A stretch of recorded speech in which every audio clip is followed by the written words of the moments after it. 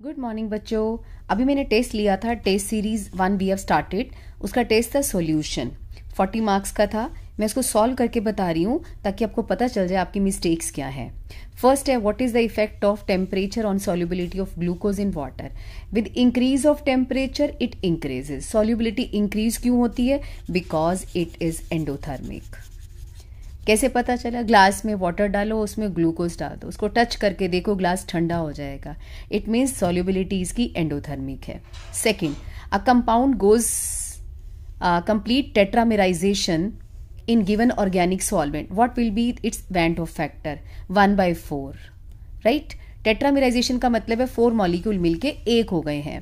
Third question है, when NaCl is dissolved in water depression in freezing point होता है, तो क्यों? इसका आंसर है कि आप कोई भी नॉन वोलेटाइल सोल्यूट अगर वाटर में डालेंगे तो उसका वेपर प्रेशर डिक्रीज हो जाता है, इसीलिए फ्रीजिंग पॉइंट भी उसका डिक्रीज हो जाता है। इसका रीज़न क्या है? रीज़न ये है कि फ्रीजिंग पॉइंट एक ऐसा टेम्परेचर होता है जहां पर वेपर प्रेशर लिक्विड और सॉलिड स्टेट का इक्वल हो जाता है। तो अगर वेपर प्रेशर NaCl को ऐड करने से डिक्रीज हुआ है तो फ्रीजिंग पॉइंट भी डिक्रीज हो जाएगा। Define azeotrope. It is the constant boiling mixture which can not be separated by simple distillation. जैसे कि 95% इथेनॉल, मीन्स उनको आप सेपरेट नहीं कर सकते सिंपल मैथड से। नेक्स्ट है, what type of azeotrope is formed by negative deviation from Raoult's law and why? देखो, नेगेटिव डेविएशन वाला मैक्सिमम बॉइलिंग एजियोट्रॉप शो करेगा। क्यों? नेगेटिव डेविएशन का मतलब है वेपर प्रेशर लेस हो जाएगा देन एक्सपेक्टेड, और वेपर प्रेशर और बॉइलिंग पॉइंट आपस में इनवर्सली रिलेटेड है। Vapour pressure inversely related to boiling point, so max boiling azeotrope हो जाएगा। ठीक है, अब रीजन क्या है? रीजन यही है कि वेपर प्रेशर बॉइलिंग पॉइंट के इनवर्सली प्रोपोर्शनल है। So answer is max boiling because vapor pressure inversely proportional to boiling point. 6th question. Name the cell which was used in, ये हमारा क्वेश्चन, इसकी बजाय मैंने और वाला दिया था, दिस वन। ये हमारा इलेक्ट्रोकेमिस्ट्री का क्वेश्चन है। Osmotic pressure. ऑस्मोटिक प्रेशर क्या होता है? देखो,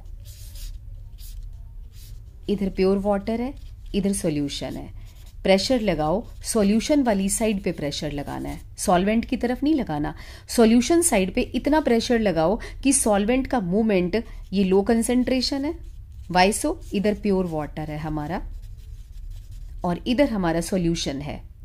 तो सॉल्वेंट के मॉलिक्यूल यहां से यहां जाते हैं, नेट मूवमेंट यहां से यहां भी आते हैं बट कम आते हैं।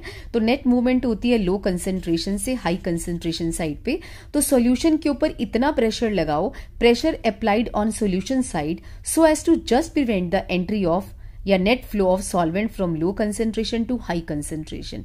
यानी कि तुम्हें ऑस्मोसिस को रोकना है, उसके लिए जितना प्रेशर लगाओगे सॉल्यूशन की साइड पे उसे हम ऑस्मोटिक प्रेशर कहते हैं, राइट। नेक्स्ट है ebullioscopic constant. You know delta TB equal to KB into M, ये एबोलियोस्कोपिक कांस्टेंट होता है। ये एलिवेशन इन बॉइलिंग पॉइंट है।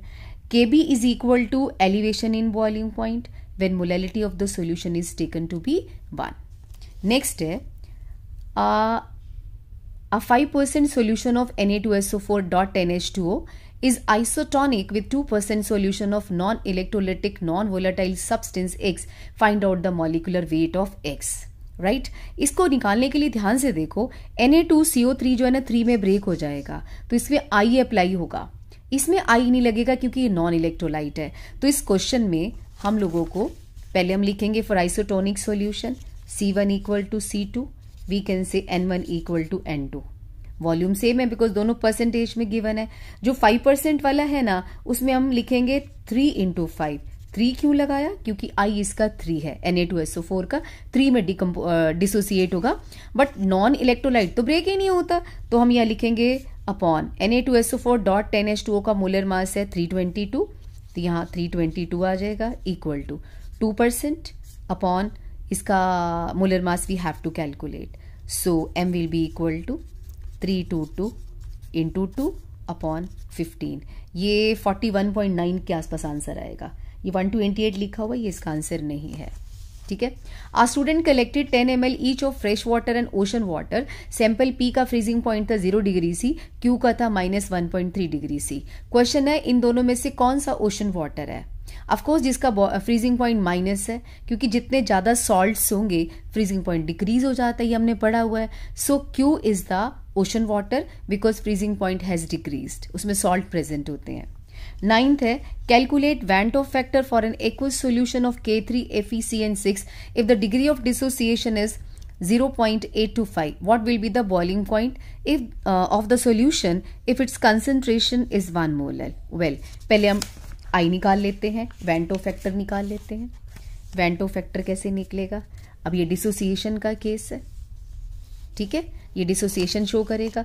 K3FeCN, आपको पता है ये पूरी ब्रैकेट एक साथ रहेगी और ये 3, टोटल 4 आयोन्स बनेंगे. So I equal to 1 minus alpha plus n alpha. 1 minus alpha is given 0.852 और प्लस एन कितना है, एन बोले तो 4 आयोन्स बनेंगे. कैसे? 3 पोटाशियम, ये पूरा इकट्ठा रहेगा, ये डिसोसिएट नहीं होगा.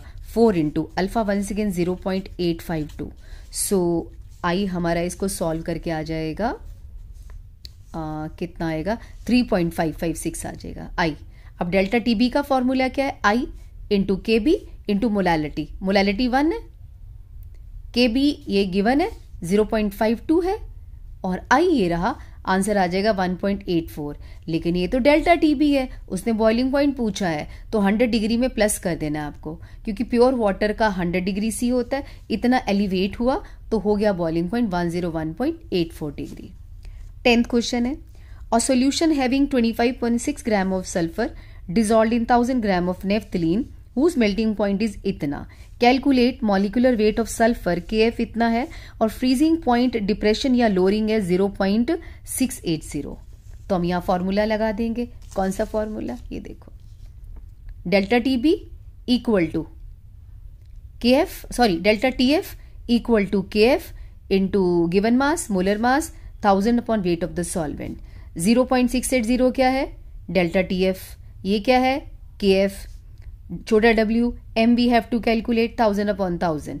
Everything is given. हमने फॉर्मूला अप्लाई कर दिया and answer comes out to be 256 gram per mole. Only simply gram you can write down, ठीक है. उसने बोला मोलर मास निकालो, 256 आ जाएगा. गैस ए मोर सोल्यूबल है वाटर में, बी लेस सोल्यूबल है. क्वेश्चन है किसका KH ज्यादा होगा? वी ऑल नो KH ज्यादा होता है, सॉल्युबिलिटी कम होती है, ठीक है. सो बी का KF ज्यादा, KH की बी का ज्यादा होगा क्योंकि उसकी सॉल्युबिलिटी कम है. ये आंसर है, क्योंकि इसका रिलेशन आपको लिख देना वाई में. How is vapour pressure of solvent affected when non volatile solute is dissolved in it? Whenever non-volatile solute is added, you know, solvent का vapor pressure decrease हो जाता है. Why? Because some of the surface is occupied by solute particle, they will create hindrance in the formation of vapors. तो vapors कम बनेंगे और हमारा vapor pressure decrease हो जाएगा. तो इसके आंसर में एक तो 1 मार्क इसका था कि decrease होता है और ½ मार्क इसका था कि क्यों decrease होता है. Not half of the marks. 13 है स्टेट हेनरीज लॉ. ये प्रेशर, पहले तो ये लिखना है, ये प्रेशर कौन है? मान लो ये कोल्ड ड्रिंक की बॉटल है, ये ऊपर गैस है, नीचे लिक्विड है. जो गैस का पार्शियल प्रेशर है above the liquid is directly proportional to mole fraction of gas inside the liquid.